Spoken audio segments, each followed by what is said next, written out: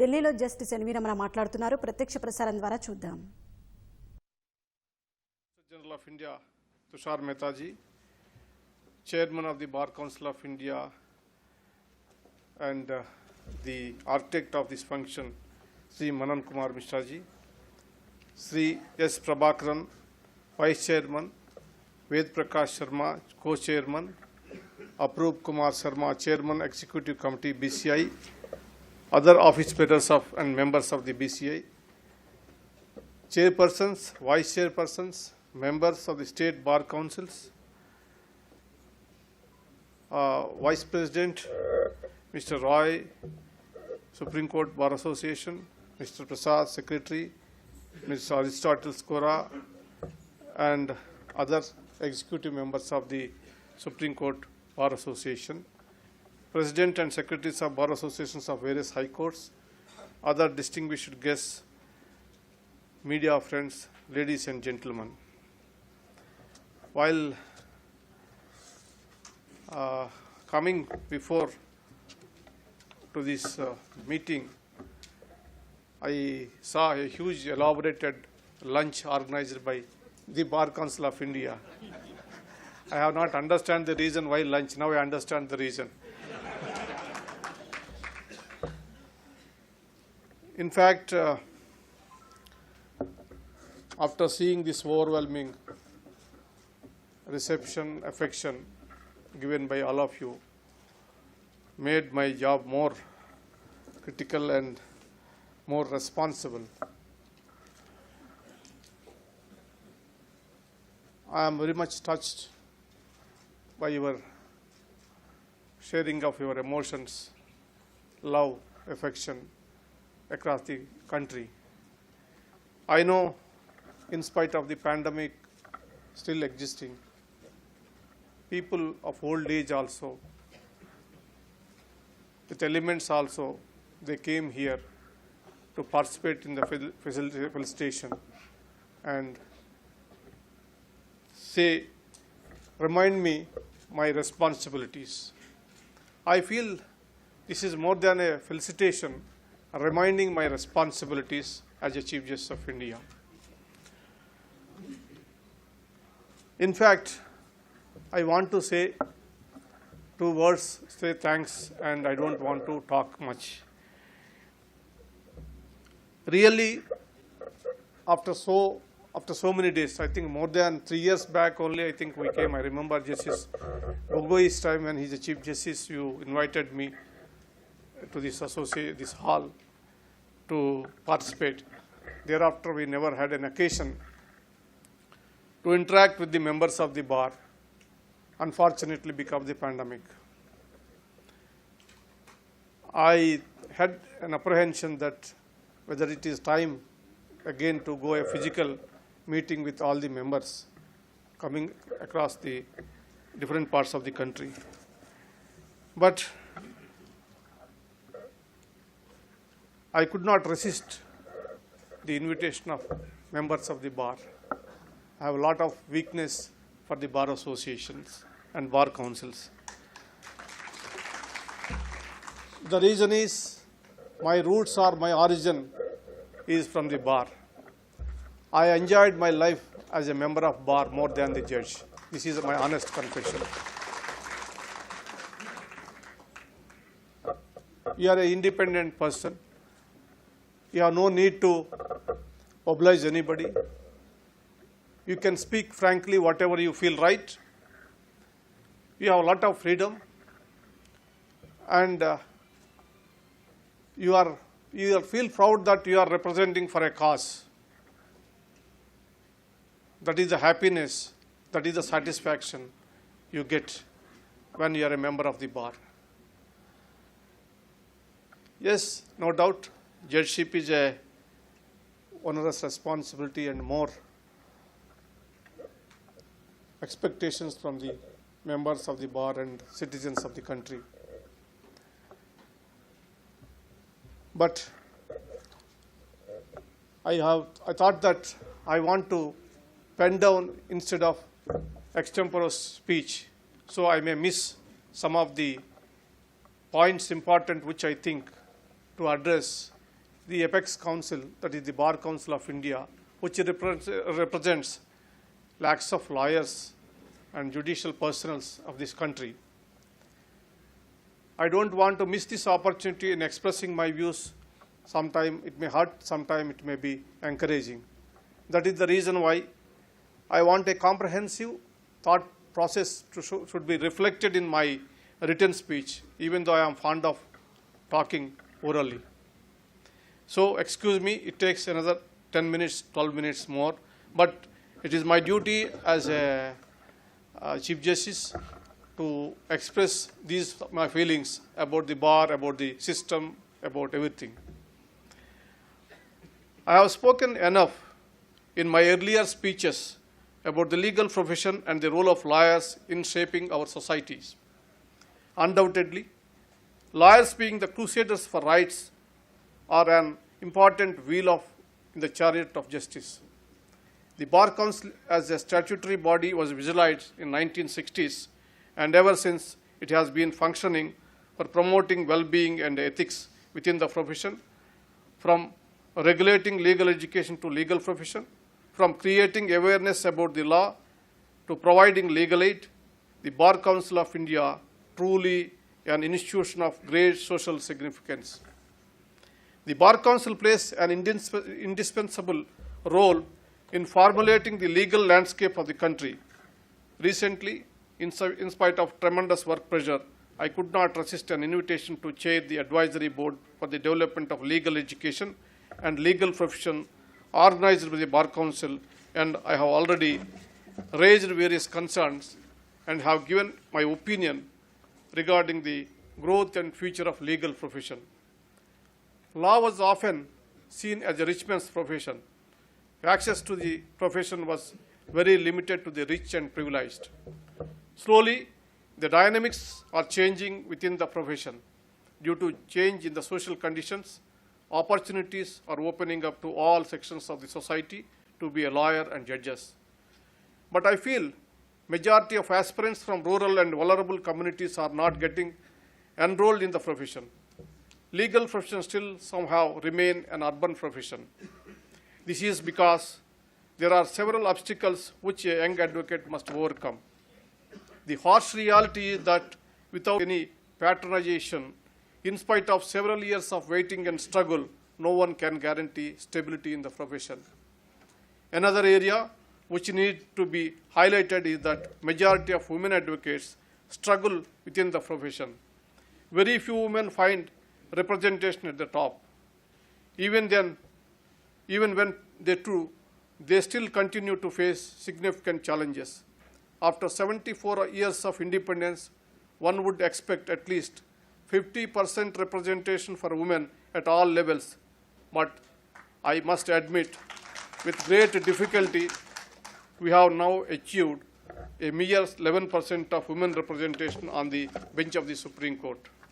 Some states, because of reservation policy, may reveal higher representation, but the reality remains that the legal profession still has to welcome women in its fold. I want to highlight a new trend in the profession. This is similar to what happened in foreign countries. I am referring to corporatization of the profession. Because of issues relating to livelihood, many young and bright lawyers are joining law firms.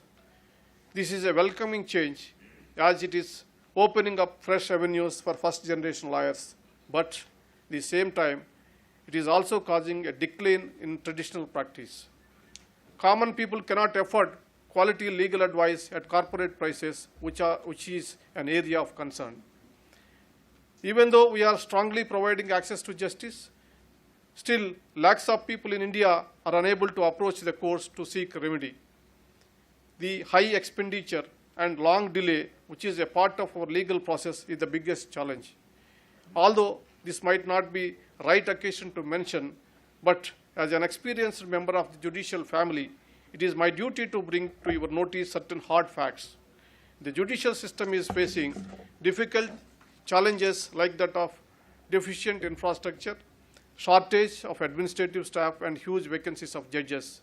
I want to mention here that is the reason why, before much becoming the Chief Justice of India, I have mentioned in my Goa speech that India needs a national judicial infrastructure corporation, which your President, Chairman Mr. Manan Kumar Mishra mentioned in his speech about the difficulties facing lawyers, particularly in courts, rural courts or high courts.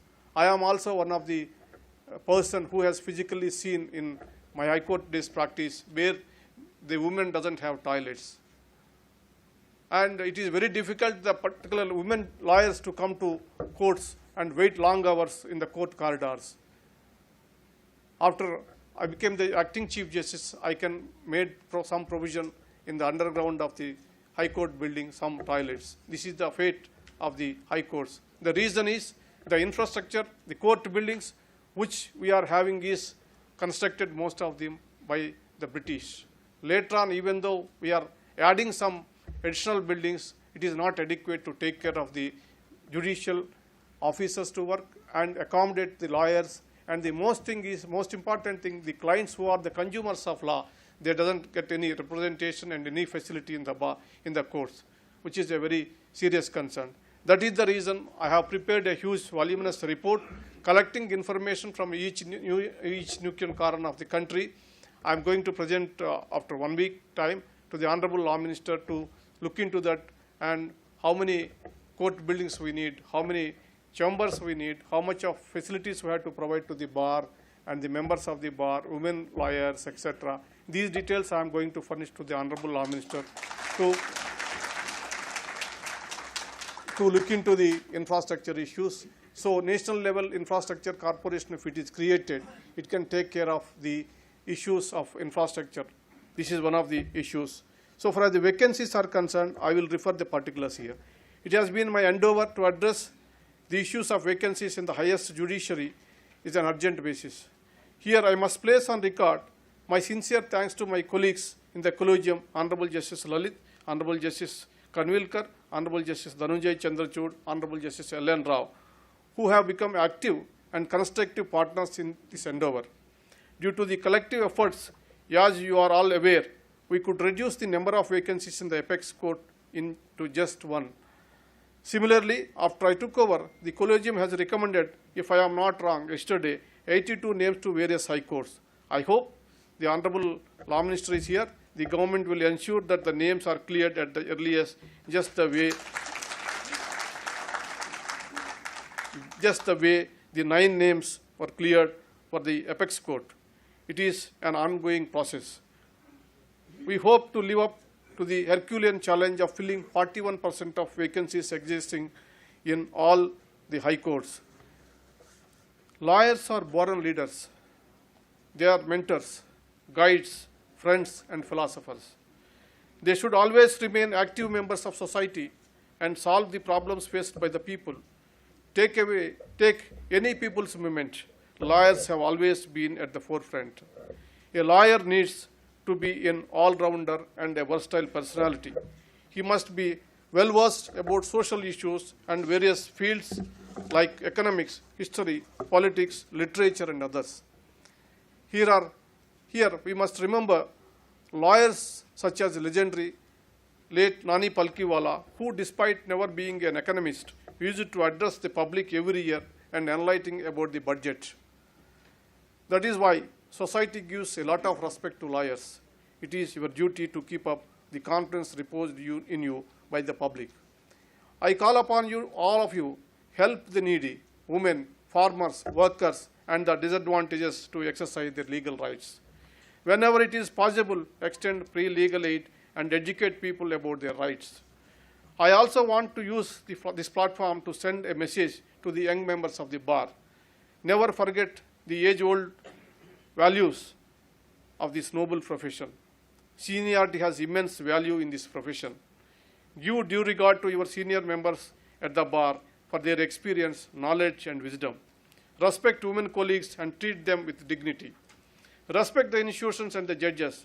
You are the front line of the legal system, and you must protect the institution from targeted, motivated, and malafide attacks. It is inherent to the bar that it speaks up for what is fair and just. Unfortunately, we lost many valuable members of the bar this year. COVID has affected us physically and mentally. It has also affected the nature of the profession as a whole. Lawyers who cannot adapt modern technology have been left behind. COVID has led to the exclusion of one generation of talented lawyers. This disparity is not good for the nation or the profession. And here I want to explain 1 minute about the physical hearings. It is no doubt true. Today newspapers also reported that I have expressed my displeasure about the video problems which we are facing. It is true, and unfortunately there is no other option. The connectivity issue is a big issue, and we have brought it to the notice of the Honorable Law Minister earlier to call for the internet service providers and at least provide some internet facilities in rural areas particularly, because they don't have the internet facilities, they are not in a position to practice. Only people who can afford a district court lawyer, high court lawyers also started appearing in the official courts. That means a generation of lawyers in rural areas are out of the profession, which is a very dangerous trend. So I request the Present Honorable Law Minister, please call for these internet service providers. Let them provide mobile internet vans in the taluka centers where the lawyers can approach, use those facilities. They can address the court and they can also be part in the system. The Bar Council of India and the state bar associations have taken several steps to ameliorate the conditions of lawyers during these difficulties. Immediately after taking over the Chief Justice of India, I have written to the Honorable Minister in this regard, requesting the government to take necessary steps to help those in crisis. With the young and dynamic gentleman law minister in office, we can expect positive measures at rapid pace. And the Honorable Law Minister mentioned that I know he doesn't have the wisdom and knowledge. He has enough wisdom and enough knowledge, and he has already, we have seen, experienced his wisdom and knowledge. I'm very happy to be a party with him in all the decision-making process. He's such a dynamic law minister. He came after taking oath, and next day he met. And I thought he's a college student coming just from college. I don't want to ask his age, of the secret of his age, sir, and all that. So he said, sorry, sir, I don't have any experience in law. Even though I am a law graduate, I never practiced. It doesn't matter. Practice and law profession is different, and politics and minister is a different thing. It is better not to have your experiences or prejudices against the profession of law judges. So he said honestly, sir, you please guide us, or you please tell what is the problems and all that. I requested him. The first problem is filling up the vacancies and expedite the vacancies. This is the first priority. Then immediately he started working. He started sending all the files, thanks to him, and he cleared in a jet speed. The 9 names, I think 6 days time, a record break first time, without any murmur, anything. I must thank the Honorable Prime Minister and the Law Minister and the Government of India for clearing the names. I expect the same speed, the other High Court names also, if they clear. Another 1 month's time, we expect at least 90% of the vacancies filled in this country. However, it is not enough. We must keep trying at our own levels to ease the difficulties. As a well-wisher, I urge the members of the bar to never forget your commitment to the cause of justice and to never deny help to those in need. John W. Davis, who is the Solicitor General of the United States, once said it, I quote, "True, we lawyers build no bridges, we raise no towers, we construct no engines, but we smooth our difficulties. We relieve stress, we correct mistakes, we take up other man's burdens, and by our efforts, we make possible the peaceful life of man in a peaceful state," unquote. Honorable Mr. Vivek Tanka reminded me about me saying about Honorable Justice J.S. Verma. I'm very moved because I had lot of affiliation, or what you say, he used to treat me like his son, even though I am not a judge, I am nothing at that time, after all a junior lawyer. But when I used to go to him, he always used to say, you have to be frank, don't afraid of anything, and whatever you feel right, you do it as a lawyer or judge and all that. By that time, I never even expected that I will accept this judgeship. And he also said lightly, after my elevation, Justice Ramana, I want to tell you one thing. If you make one judge, you get 10 enemies, be careful. At the same time, under your chairman, Ms. Mishra, made suggestions about this COP, that is the lawyers, that is quack lawyers practicing mafia rural areas. I will see that some solution for that problem. It is true, like quack doctors, quack lawyers also nowadays appearing, I agree. And the second thing is that he wants creating a grievance redressal mechanism is a welcoming suggestion. I will consider it and I will write letters to the concerned Chief Justices so they can constitute some mechanism to think. It is good because we must have interaction, otherwise it is difficult to understand your problems, it is difficult for you also to understand our problems. A interaction with the members of the bar frequently helps a lot, and exchange notes. We should not live in ivory towers. That is what I believe. And so for the, he made a request about the providing some place in the Supreme Court building. I already told my registrar, Mr. Goyal, to find out a place for the Bar Council of India, and one more thing I already told that you all praised about the credit, entire credit to me that I have done these appointments and all that. This is not my credit.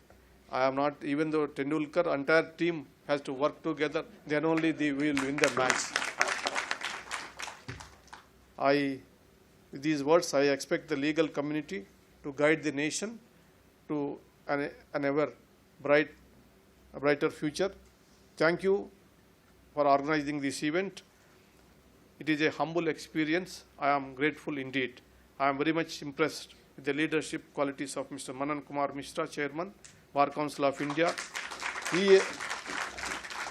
He and his colleagues in the Bar Council of India have always stood for the institution. Whenever there is a challenge before the institution, the council stood by it. I am touched by the fact that the office bearers and the members of various bar councils and associations from across the country have travelled from far to be here today. I am fully conscious of the fact that this event is not to honor me as a person. It is your way of honoring an institution. We shall collectively strive to protect the dignity, integrity, reputation of the institution. Your kind words and garlands weigh heavily on me. Literally, I must say, you turned this Saturday into a memorable day of my life. Thank you very much.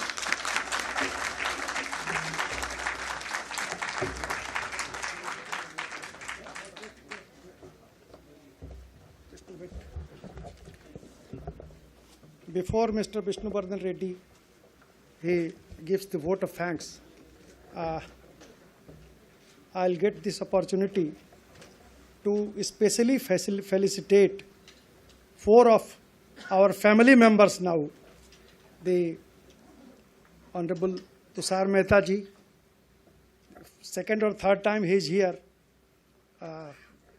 We are thankful to Honorable Chief Justice of India that because of